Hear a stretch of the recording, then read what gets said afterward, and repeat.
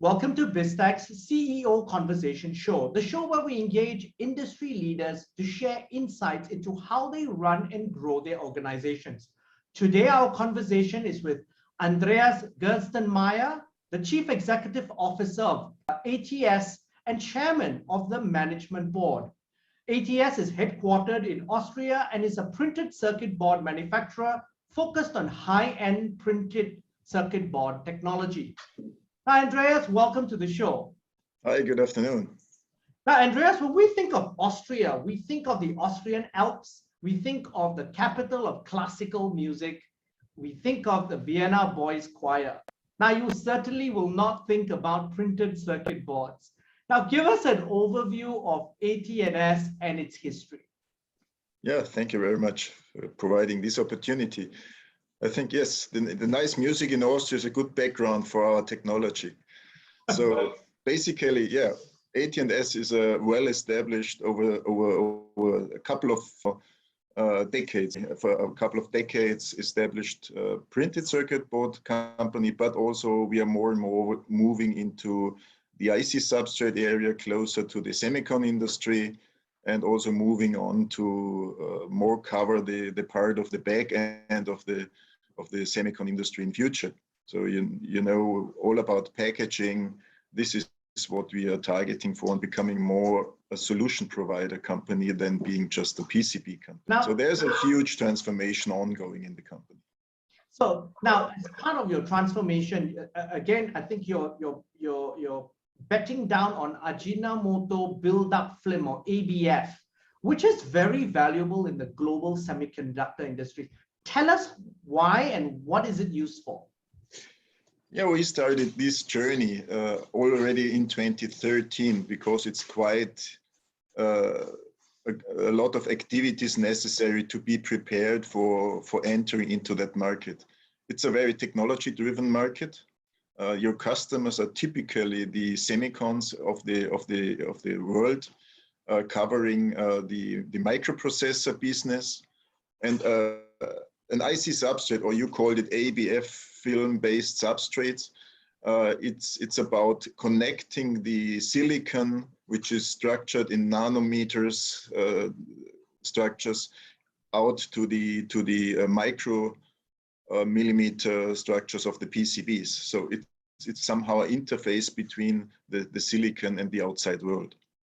And so one of your technology advantages is the fact that you can put through a lot of different, more layers than some of your competitors. Am I correct? And that's the technology-driven advantage that you have. This is one for sure. The accuracy of the processes that you really can achieve a good production yield and good efficiency in terms of output, because that is heavily impacting the reliability of the components, but also on the other hand side, the competitiveness of the company. But this is not the only thing. The other thing is that you're able to really run very stable processes, because these kind of products are very sensitive about the quality of processes. Within the production area, you need to be very, very sensitive about, for example, foreign materials, which you need to cover by clean room conditions, accuracy of processes, but also discipline of workers. And on the other hand side, also you need to move on with your technology development. So AT&S typically is an innovation-driven company. We are always a little bit different than our competitors because we try to anticipate the future technology needs from our customers to be prepared for new technologies once they already need it. So this is why we try to create kind of time-wise competitive advantage. Okay, so you've also stated a goal, and that's from you, that you want AT&S to become one of the world's 3 biggest makers of ABF substrates within the next 4 years. Now, the other 2 guys in the equation are Taiwan's Unimicron Technology and Japan's Ibiden company. How do you intend to achieve this top 3 position? As I said, we started our journey in the IC substrate in 2013. We started volume production, high volume production in 2016. And already today we are on a number 5 position by having a huge investment in our first plant in Chongqing, middle west of China. We did a decision to expand the capacities in China 2019 by investing 1 billion euro at the same location in a new plant. So this is now under ramp conditions, and in 2 years the ramp will be the plant will be fully ramped. And in parallel now we initiated this huge project in Kulim High Tech Park, where we will create 2 factories in parallel to come on stream in 2024.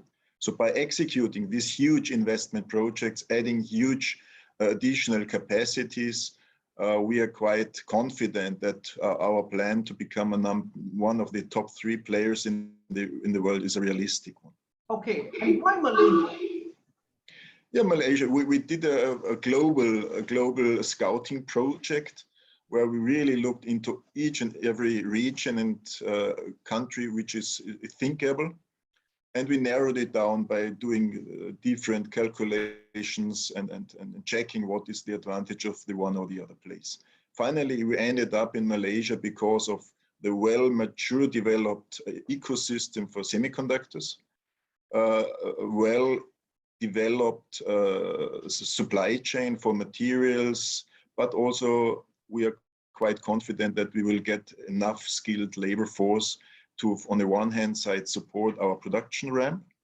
And this is huge because finally, when we have ramped the factory in 4 or 5 years, we will have built up a labor force between 6,000 to 7,000 people on site from today's almost 0.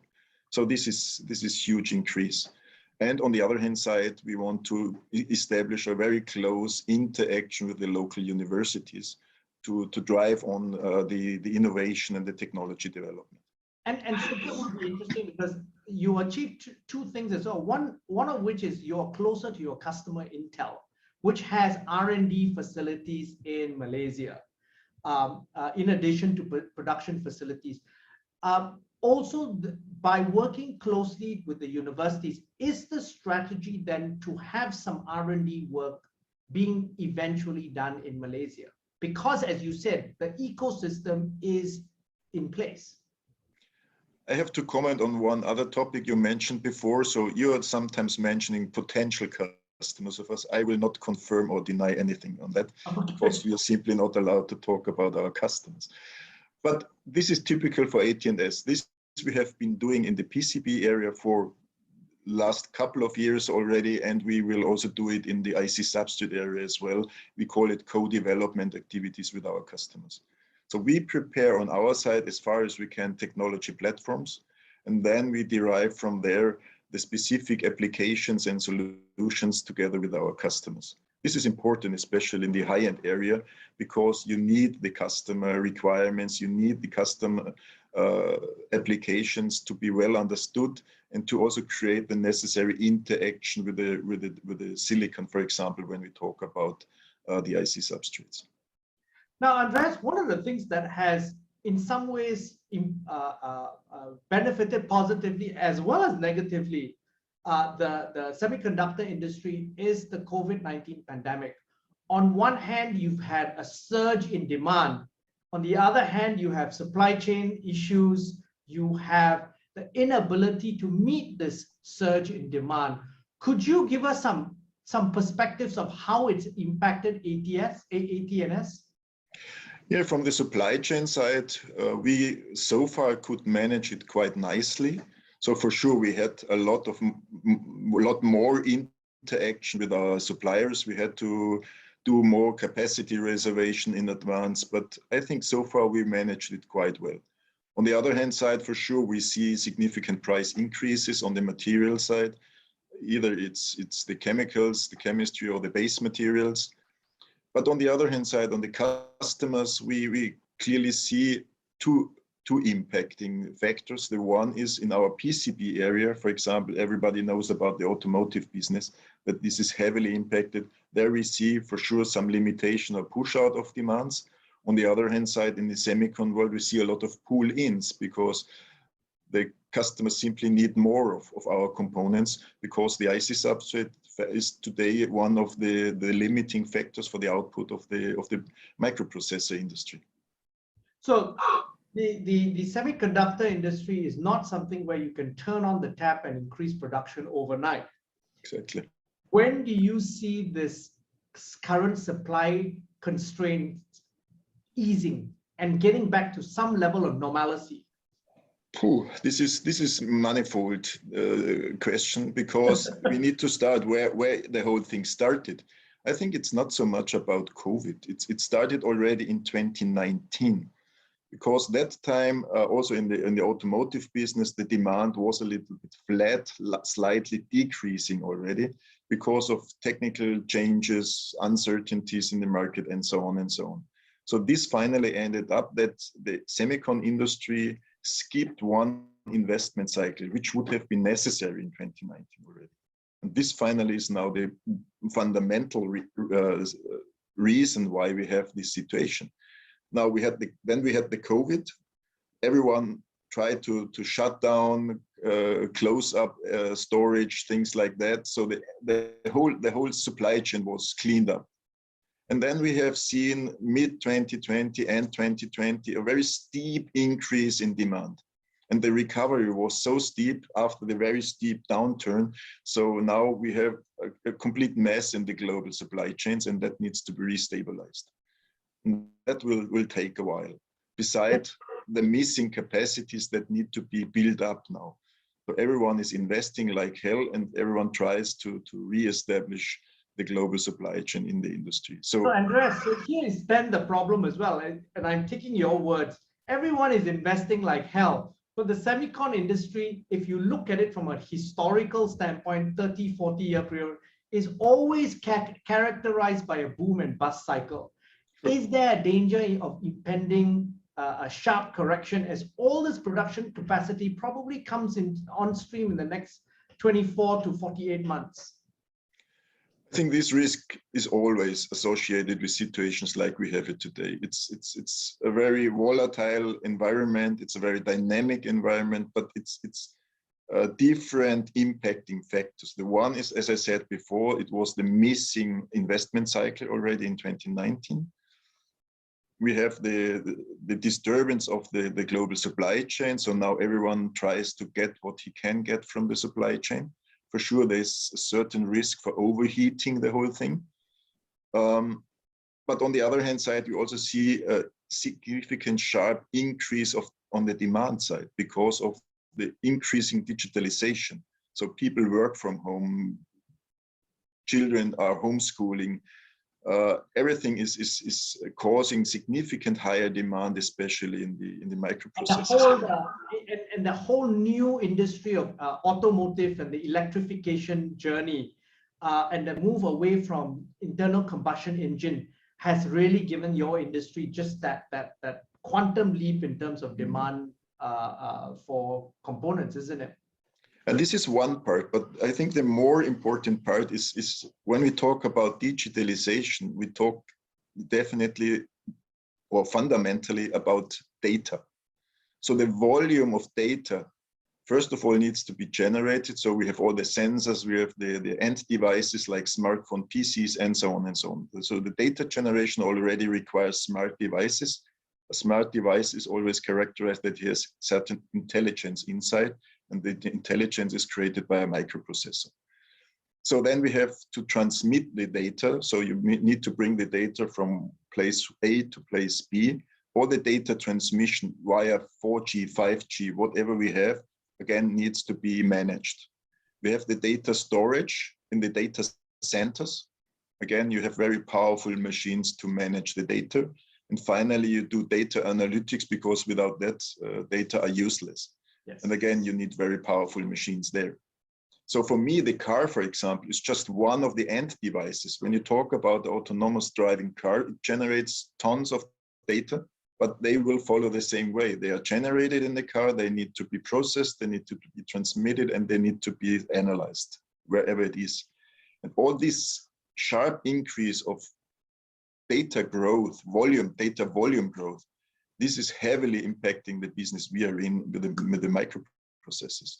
And the prognosis that we see from the analysts, it's tremendous. It's 3-digit percentage numbers growth for the next couple of years. And how is that going to impact you as AT&S? What's your forecast in the next 12, 24, 36 months for the business? Yeah, as we said, so with our investment, we will be able to grow from today's almost 1.3 billion euros revenues to above 3-point-something billion euro revenues in 2025, 2026, our fiscal year. So you can see it's a significant growth. We are not close to tripling our revenues within 5 years. And I think this is tremendous growth, driven by our heavy investment in China, but also now driven by our even more heavier investment here in Malaysia. Andreas, it's been a fascinating and informative conversation. Now, before we leave, what are final words that you could leave us with before we end the conversation? Yeah, it depends whom we are talking to. If we talk to our investors, I think AT&S is a great place to be, because we are at the beginning of a tremendous growth story. So, and the company will transform into complete new shape within the next 5 years. If you talk to the Malaysian community, for example, we will need a lot of well-skilled people within the next couple of months or a couple of quarters. So everyone who will join us, who wants to be part of a great success story, just join AT&S. And I think the rest, I think we will be able to generate very nice contribution to the Malaysian society, creating good job opportunities, and also having a close interaction with the society and the university. Andreas, thank you very much for your insights, and thank you very much for taking your time to be on the show. Thank you for this nice conversation. Now, I'm Brian Fernandez, and I've been speaking to Andreas Gerstenmayer, Chief Executive Officer of AT&S and Chairman of the Management Board, on BizTech's CEO Conversation Show. This video and podcast will be on our various social media platforms, as well as our website, www.biztech.asia. Please like and subscribe to our various platforms. Thanks a lot for tuning in.